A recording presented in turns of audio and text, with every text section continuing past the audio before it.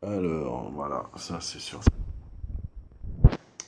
Alors, je vous explique la suite. Alors, le, j'en étais au, aux quatre piliers que Satan cherche éperdument à déglinguer. Les quatre piliers qui représentaient l'Église du temps des apôtres. Et Satan cherchait à les tuer. Donc il en a mis deux en prison, Pierre et Paul, ou l'apôtre Pierre. Et ce qui s'est passé, la Bible dit que ils ont prié avec persévérance et intensité, ils ont prié sans relâche. Et je vais m'arrêter ici pour préciser certains détails qui ne sont pas marqués dans la Bible, mais après c'est une question de bon sens, il n'y a rien de caché vraiment, c'est une question de bon sens. La Bible, il y a une question de bon sens. Donc, quand on dit prier sans relâche, je sais qu'il va y avoir des gens qui vont dire mais non, c'est pas possible, c'est pas possible. Mais la Bible est logique. La parole de Dieu, c'est une parole qui est logique. Dieu est logique, les hommes sont illogiques. Mais Dieu est logique et il y a toujours un sens dans ce qu'il dit ou ce qu'il a inspiré aux hommes de dire. Et quand la parole de Dieu dit qu'ils ont prié sans relâche, moi j'ai déjà essayé de prier par mon intelligence et écoutez bien, ne faites pas de fausses interprétations, mais j'ai déjà essayé de prier par mon intelligence, c'est-à-dire le même langage que je suis en train de vous parler. J'ai essayé de faire 1 heure et c'est mon maximum. Peut-être qu'il y en a d'autres qui arriveront à faire plus longtemps, mais quand la Bible dit que les frères de l'époque et les sœurs de l'époque priaient sans relâche, jour et nuit, ou je ne sais plus vraiment le texte, mais j'ai quelques bribes, quelques morceaux dans ma tête, mais ils priaient sans relâche et priaient sans relâche. Je peux vous assurer que au bout d'un moment, vous ne savez plus quoi dire au Seigneur parce que vous avez tout dit et l'être humain est de nature capable. Alors ouais, alors là vous voyez mes pieds. Alors, hop. Alors là, ok. Voilà, maintenant vous voyez ma tête. Et donc, quand la parole de Dieu dit qu'on priait sans relâche, eh ben, il n'y a pas besoin de sortir de l'école de je sais pas qui pour comprendre cette chose. Il n'y a pas besoin d'avoir fait les grandes écoles. C'est tout simplement que ils ont prié par le don du parler en langue. Le don du parler en langue, vous pouvez prier, prier, prier. Pardon. Vous pouvez prier pendant des heures et des heures et des heures sans vous arrêter. Une fois, depuis 2015, j'ai prié 24 heures en langue. De minuit à minuit, j'ai prié 24 heures en langue. J'ai prié pendant 24 heures, je vous le dis. Je ne vous raconte pas d'histoire. Merci. J'ai prié pendant 24 heures, de minuit à minuit. Je me suis enfermé dans ma chambre à l'époque, à Colmar, et j'ai prié pendant 24 heures. J'ai prié en langue pendant 24 heures. Et je peux vous assurer que c'est parfaitement possible. Je n'étais pas fatigué et et il s'est passé des belles choses. Voilà.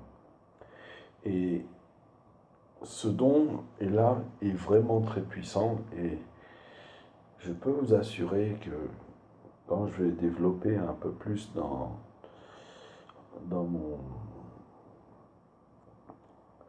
dans la vidéo, je vais développer un petit peu plus et je peux vous assurer que le fait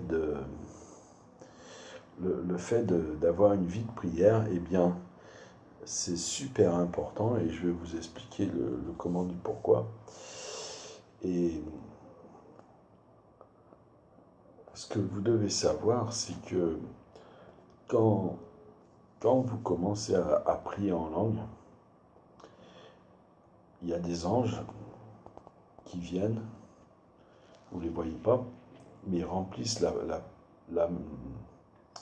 ils remplissent l'endroit où vous êtes. Si vous êtes dans une chambre, ils remplissent. Et c'est pour ça que vous ressentez la présence de Dieu et vous vous sentez bien. Et ces anges-là, ils viennent aussi pour vous nettoyer, c'est-à-dire que ils vous enlèvent, si vous avez des flèches que le diable vous a mis.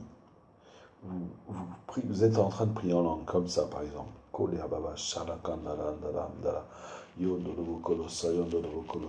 bien, plus vous passez du temps dans la prière en langue,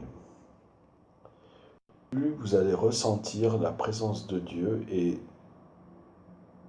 toute cette lourdeur que vous aviez avant, ou cette sensation de lourdeur, ça va disparaître. Et vous allez ressentir, au bout d'un moment, au bout de presque une heure, déjà, vous allez ressentir la paix, vous allez ressentir des bonnes choses qui viennent de Dieu. Vous allez avoir même soit des songes ou des visions qui viennent du Seigneur, parce que l'Esprit de Dieu vous montrera que ça vient pas de vous-même ou ça vient pas de l'ennemi, mais ça vient de Dieu. C'est le Saint-Esprit qui vous convaincra de ça. Et il n'y a pas d'erreur possible. Et ce que Satan n'aime pas, c'est que quand vous priez en langue, et c'est pour ça qu'il fait tout pour l'étouffer dans les églises, c'est-à-dire qu'il inspire des gens qui leur dit mais non, mais le don du parler en langue, ça sert à rien, ça a aucune puissance, c'est pas intéressant, c'est un tout petit don. Et ce qui est marrant, c'est que quand on a une vie de prière en langue, déjà, ça stoppe, et ça je vous le dis par expérience, c'est génial, c'est que ça stoppe toutes les attaques de Satan. C'est-à-dire que si Satan, il ordonne à un sorcier de vous tuer, si Satan ordonne à un marabout ou alors à un sorcier vaudou de vous tuer, de faire un rituel pour vous tuer, et ben ça le bloque. Le sorcier ou le marabout ou tout ce que vous voulez, il aura beau faire un travail qui va coûter 400 000 francs CFA ou 1 milliard de francs CFA ou même plus. Ça, vous faites une heure de prière en langue et ça annule tout le travail qu'il a fait. Il a dépensé de l'argent pour rien du tout. Et ça, c'est la puissance de Dieu. Et c'est ça que Satan ne veut pas.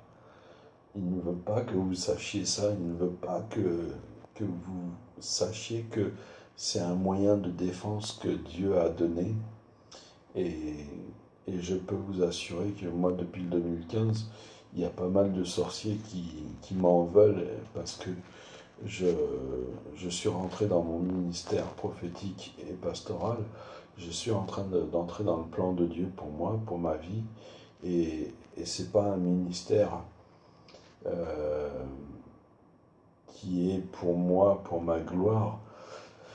Sinon, ça se saurait, vous le verrez. Mais je ne cherche pas l'argent des chrétiens, je ne cherche pas à me faire valoir auprès des hommes. Je ne cherche pas la notoriété, vous le verriez. ça se voit. Et je ne recherche pas les choses de ce monde, vous le verriez quand même. Il n'y a pas besoin de sortir de Saint-Cyr ou d'être un super doué en équation pour voir quelqu'un qui est orgueilleux, quoi. Et moi, je cherche continuellement le plan de Dieu, la volonté de Dieu, et je marche par le Saint-Esprit. C'est ça, c'est très important. Et le fait d'avoir une vie de prière en langue, de parler en langue, eh bien, ça vous protège de beaucoup de choses, de beaucoup de choses. Il y a énormément de choses que si vous ne priez pas en langue, eh bien, il y a énormément de choses que vous allez rater. Vous allez rater le plan de Dieu, vous allez rater plein de choses. Et il y a une deuxième chose, pourquoi Satan ne veut pas que vous ayez le don du parler en langue, pourquoi il vous inspire dans votre cœur à dénigrer ce don-là. Il renvoie, je suis désolé. Et bien manger, et puis voilà. Et donc, quand vous priez en langue, je vais vous expliquer clairement quelque chose. Quand vous priez en langue, il faut que vous sachiez que le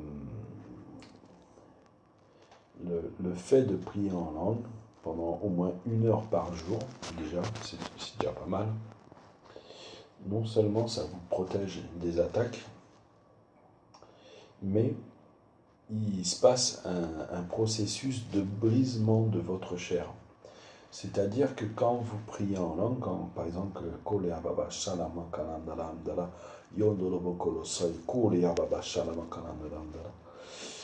vous faites ce don du parler en langue, quand vous pratiquez le parler en langue 1 heure par jour, le Saint-Esprit fait un processus en vous, puisque la parole de Dieu dit que nous sommes le temple du Saint-Esprit. Donc, quand vous vous mettez à prier en langue, il y a un processus que le Saint-Esprit fait en vous. Il fait en sorte que votre chair soit brisée, mais sans vous faire du mal, quoi. C'est un processus qui est spirituel, et au fur et à mesure que vous allez pratiquer le don du parler en langue, eh bien, il va y avoir un changement dans votre vie, c'est-à-dire que au lieu de marcher charnellement en tant que chrétien ou enfant de Dieu, vous allez vous transformer en un homme spirituel ou une femme, une servante de Dieu spirituelle. C'est-à-dire que plus vous allez prier en langue, plus vous allez avoir ce désir de rechercher les choses de l'esprit. C'est-à-dire, plus vous allez prier en langue, plus vous allez chercher à avoir ce désir de vous sanctifier, de vous mettre à part pour Dieu. Et ça, si vous marchez charnellement avant, je peux vous assurer que en ayant une vie de prière en langue, ça va vous donner ce désir, parce que c'est le Saint-Esprit qui va faire un travail. Et si vous avez compris ce que je suis en train de vous expliquer, c'est que le Saint-Esprit ne peut pas œuvrer, où ça va être beaucoup plus difficile si vous n'agissez pas dans la vie chrétienne. Le Saint-Esprit ne peut pas agir. C'est-à-dire que Dieu, dans toute sa parole, dans l'Ancien Testament comme dans le Nouveau, il agissait parce que les enfants de Dieu agissaient. Donc, ce qui est logique, Dieu agit tout le temps si vous agissez. Si vous agissez dans la prière par l'intelligence, Dieu agit. Si vous agissez dans la prière du parler en langue, le don du parler en langue, Dieu agira encore plus que si vous agissiez par l'intelligence. Pourquoi ? Eh bien, en fait, c'est simple. D'une manière, c'est simple. Et je vais encore détailler en profondeur. Dieu est esprit, Et il faut que ceux qui l'adorent en esprit et en vérité. Et c'est de tels adorateurs que le Père recherche.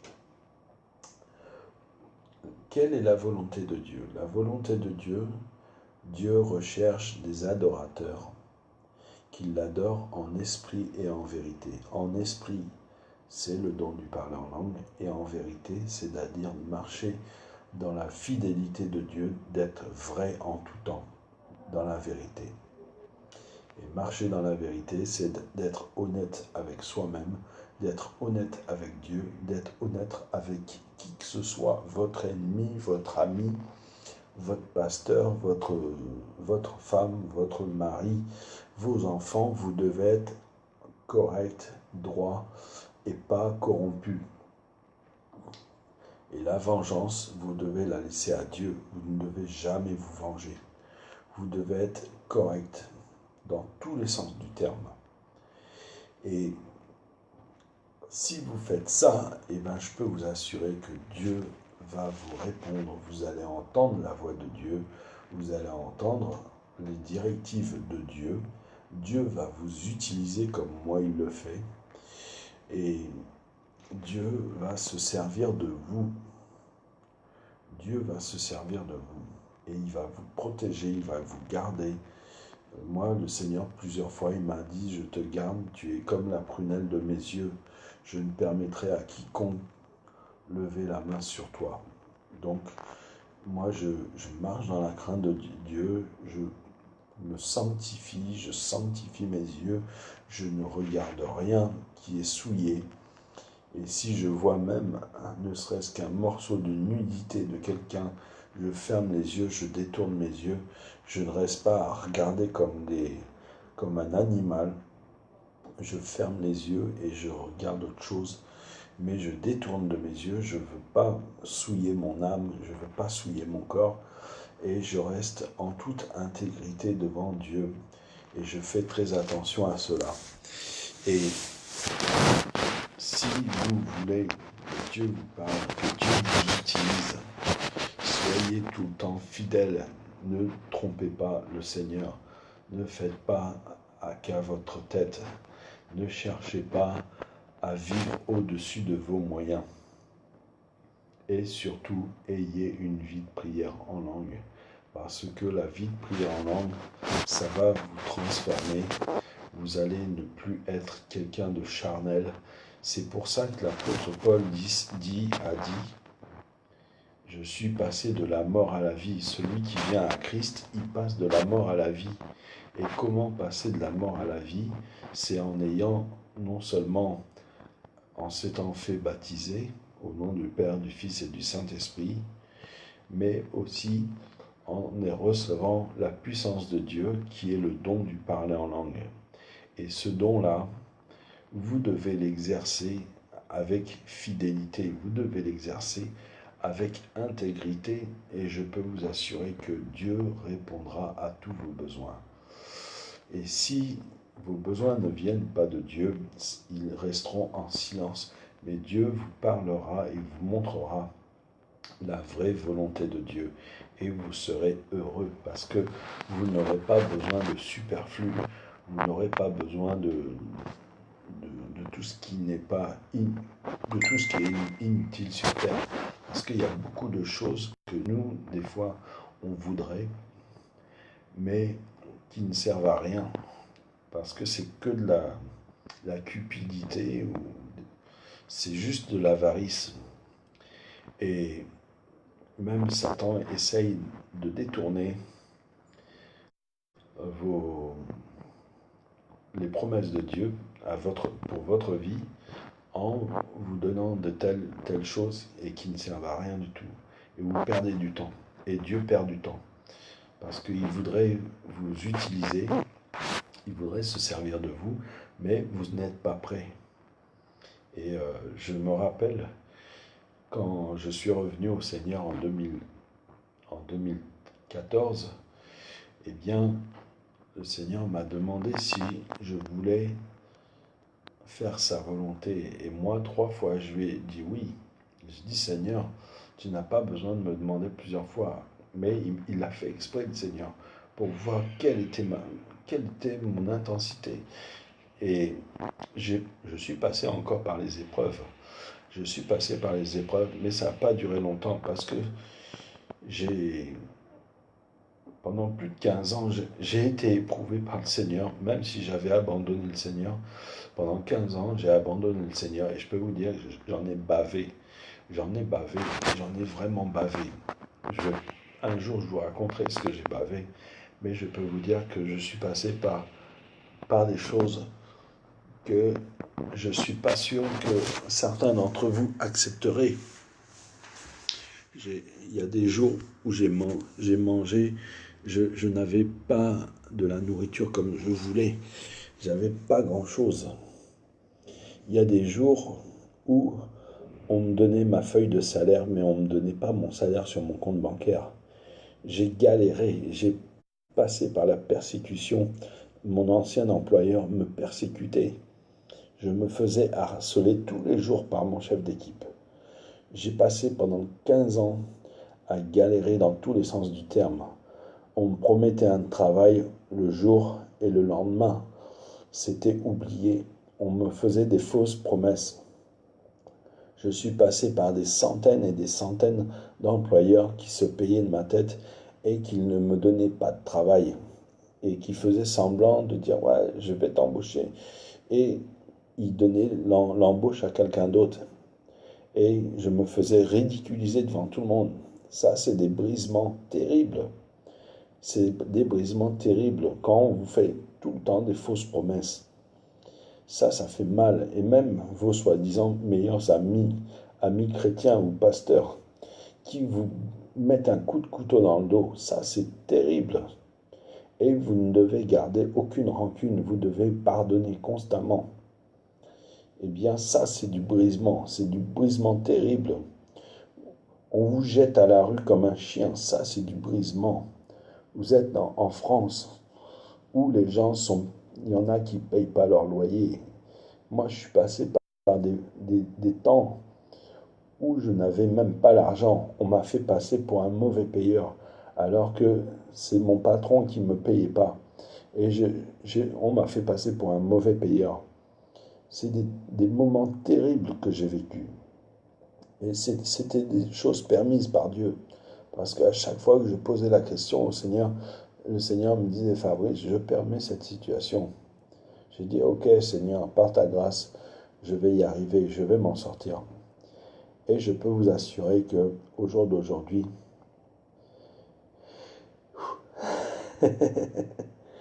et je peux vous assurer que au jour d'aujourd'hui, eh bien, le Seigneur est en train de m'utiliser dans le ministère prophétique et pastoral.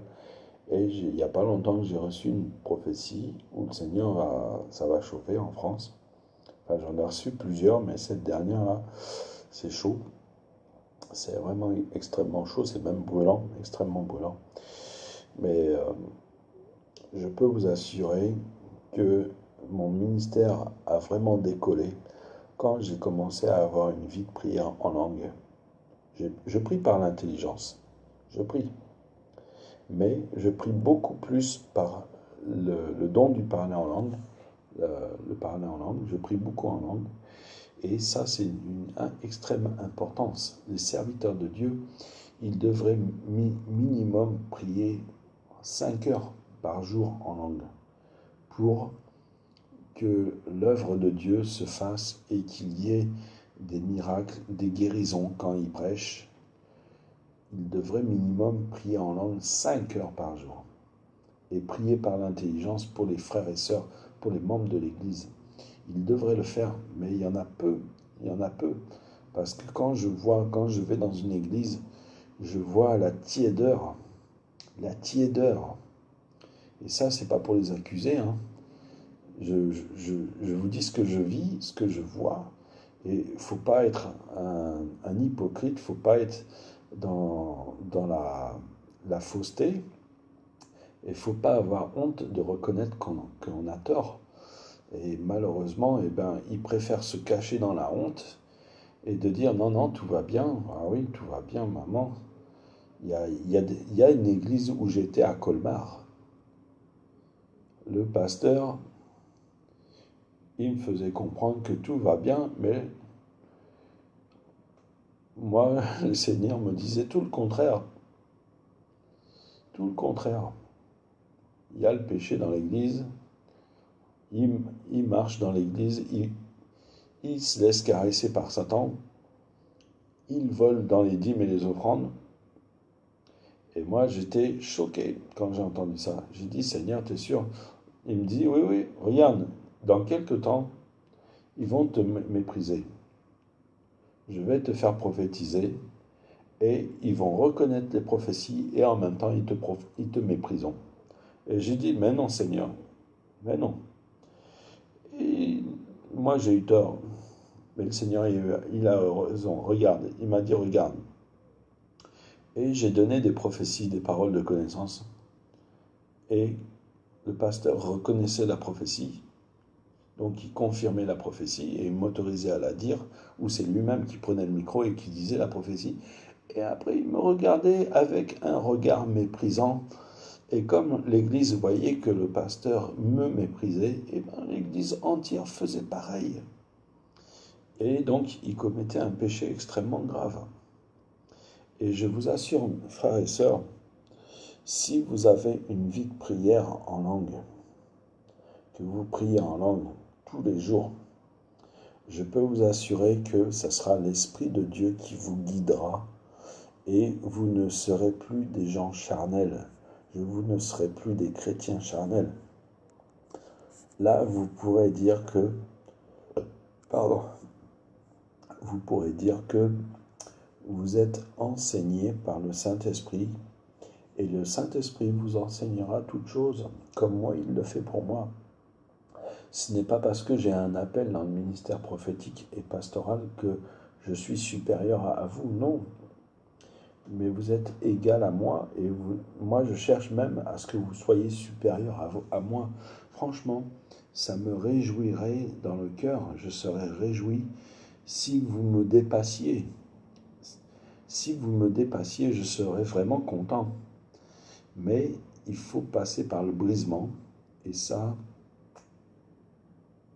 je ne connais pas beaucoup de personnes qui acceptent, qui osent dire « Seigneur, brise-moi, façonne-moi, viens transformer mon cœur ».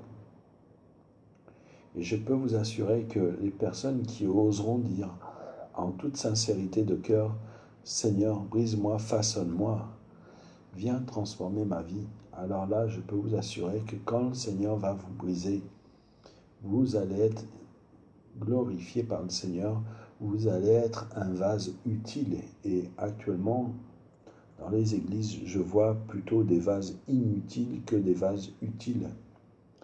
Et franchement, si vous osiez défier le Seigneur et de commencer à avoir une vie de prière en langue et à prier au minimum 1 heure. Ah oui, je vais vous expliquer.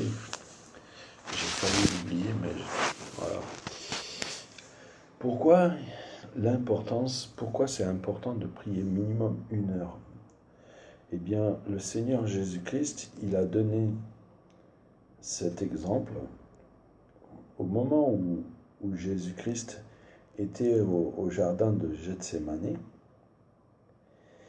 Il a dit à Pierre, à Jean et à un autre apôtre, je crois, de venir, de se mettre à part pour prier. Parce que le Seigneur, faut comprendre, hein, il savait, il avait reçu la révélation du Seigneur qu'il allait mourir à la croix, il allait être flagellé, tout ça, il allait porter nos péchés, il allait être crucifié. Et donc, dans ces moments-là, il a eu un moment d'angoisse, il a eu un moment assez terrible. Alors, dans certaines traductions, il est parlé qu'il avait eu tellement une angoisse assez violente qu'il a eu des grumeaux de sang qui sont sortis de son front. Alors ça, c'est dans les anciennes traductions.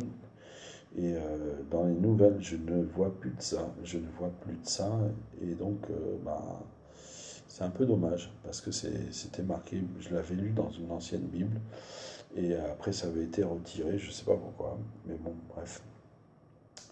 Et c'est pas quelque chose que j'invente, hein, je vous assure, je l'ai lu il y a une époque, mais après disparu.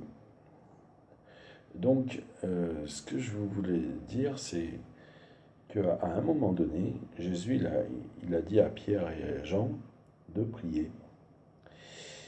Et lui-même, il s'est éloigné un peu, il s'est mis à genoux pour prier. Il a dit, Père, si tu le veux, non pas moi, mais ta volonté, éloigne-moi cette coupe, non pas par ma volonté, mais par la tienne. C'est un peu comme ça qu'il a un peu cité. Et il a prié au moins plusieurs fois comme ça. Et il est retourné voir Pierre. Et à ce moment-là, il était super étonné parce que Pierre, c'était celui qui avait eu le plus d'expérience avec le Seigneur. Pierre, il a été au moment de la transfiguration sur le mont des Oliviers, je crois, ou le mont, je ne me rappelle plus, mais il était sur la montagne de la transfiguration quand il y a eu Élie et Moïse qui sont apparus à Jésus-Christ.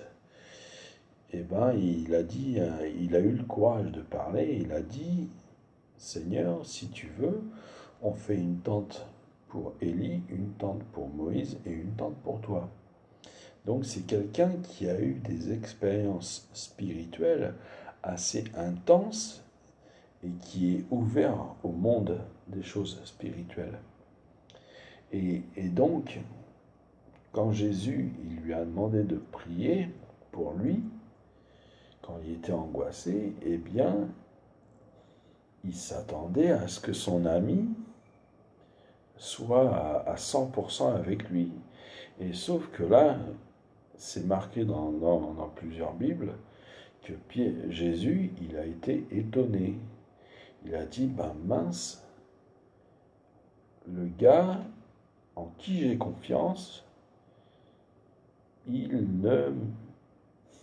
n'est pas avec moi.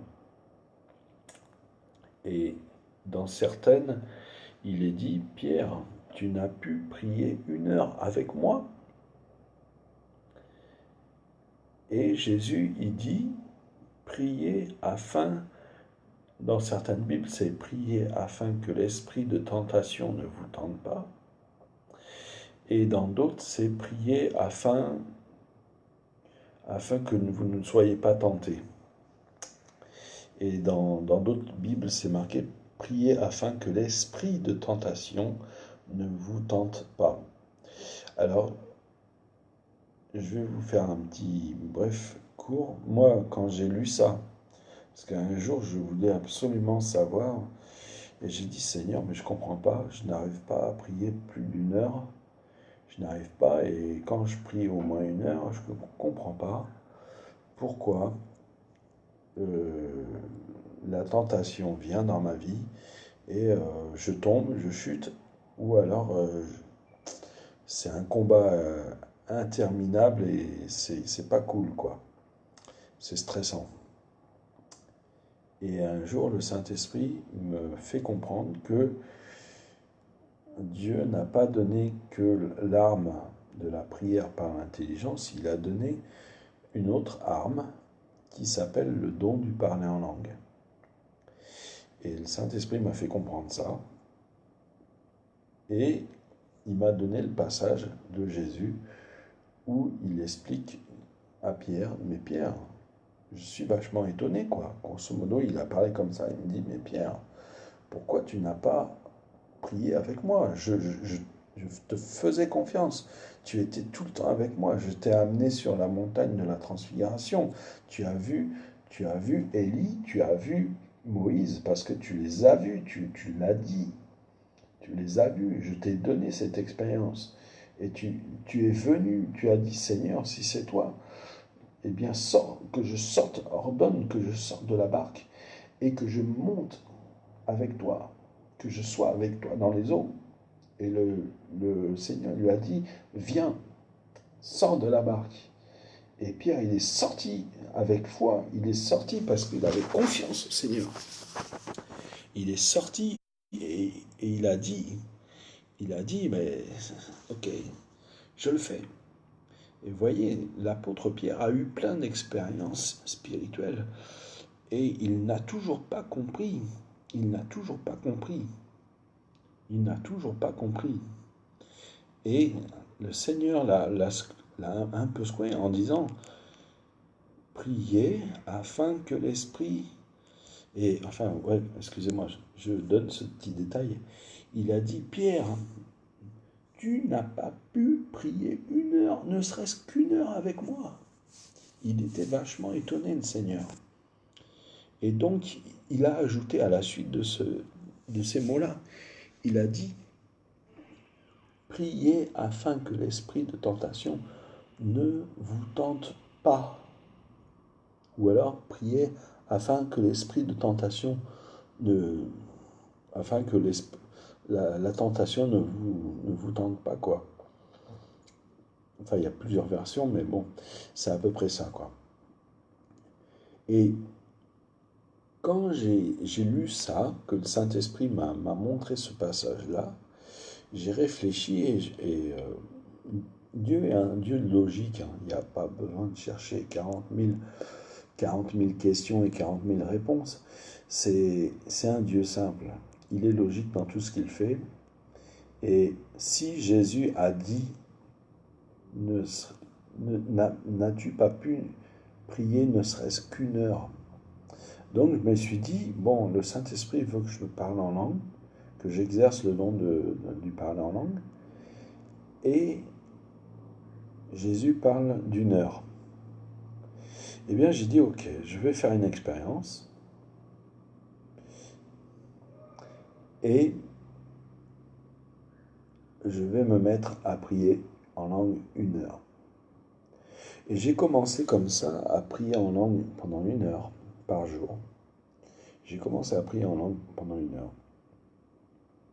Et il s'est passé des choses. C'est-à-dire que avant, quand je priais par l'intelligence, j'avais tout le temps, presque tous les jours, du combat spirituel à faire. C'est-à-dire que j'avais des cauchemars, je ressentais des gens qui me mettaient des coups de seringue dans les genoux, dans les pieds. J'avais cette sensation-là, qu'on me mettait des coups de couteau ou des choses, et je sentais la présence des mauvais esprits dans la chambre, dans l'appartement. Et j'avais aussi des attaques verbales de gens possédés, donc c'était pas très... mais j'avais quand même...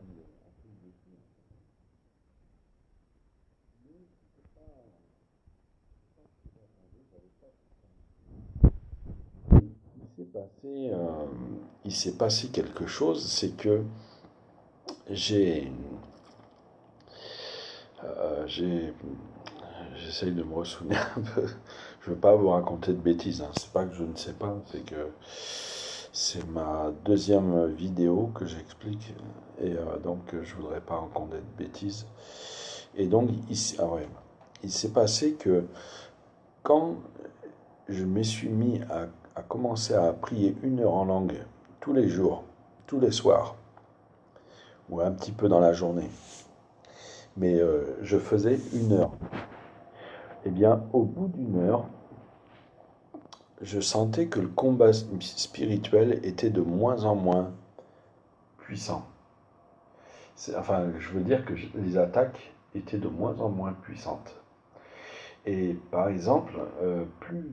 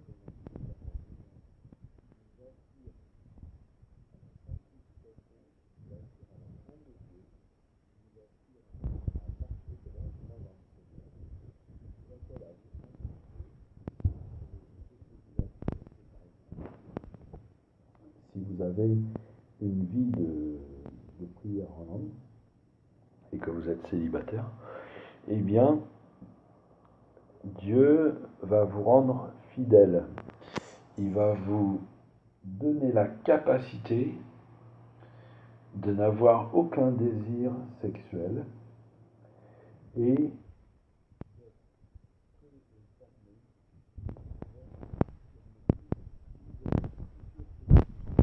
Et ça, quand vous allez avoir cette vie de prière en langue,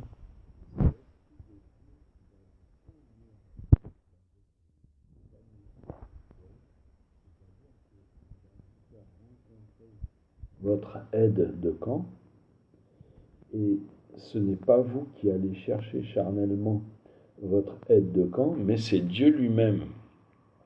C'est Dieu lui-même au travers de votre vie. Le Seigneur m'a rassuré des dizaines et des dizaines de fois, il m'a tranquillisé mon cœur, et j'ai ce désir d'être fidèle, non seulement à ma future femme, mais j'ai cette sensation d'être un enfant de Dieu qui marche réellement dans le Dieu, dans la volonté de Dieu, grâce au don du parler en langue. Et en ayant cette vie de prière en langue, cela m'aide à marcher droitement dans le Seigneur. C'est-à-dire que quand vous priez en langue tous les jours, le Saint-Esprit fait un processus de brisement de votre cœur. Et ça se fait d'une manière naturelle et vous avez cette condition dans votre cœur naturellement d'avoir de moins en moins de désir pour la terre, mais de plus en plus pour l'esprit. Et vous allez avoir de moins en moins de désir de dire des gros mots ou de dire des stupidités, mais vous allez avoir de plus en plus envie de marcher comme un adulte, d'être adulte humain et spirituel. Et les gens vont le voir. Moi, j'ai eu un que les personnes savent que je suis chrétien sans que je leur dise. Ils savent par mon attitude, par ma façon d'être, que je ne suis pas quelqu'un comme quelqu'un d'autre. Et, en... et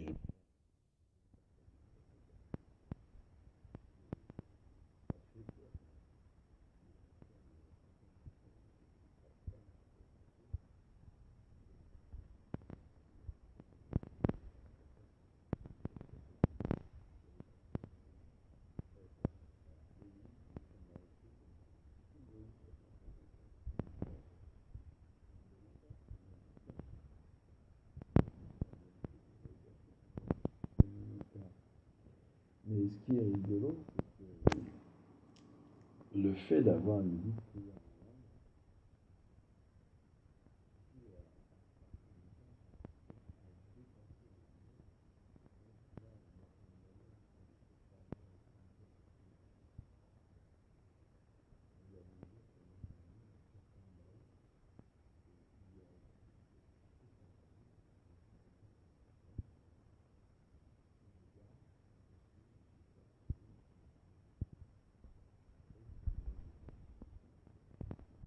mais je n'oublie jamais, je ne dépasse jamais les 2-3 jours et je vais reprier en langue. Par exemple, là, quand j'aurai terminé avec vous, je vais me remettre à prier en langue jusqu'à 2-3 heures du matin. Et comme on est dimanche demain, il n'y a aucun problème.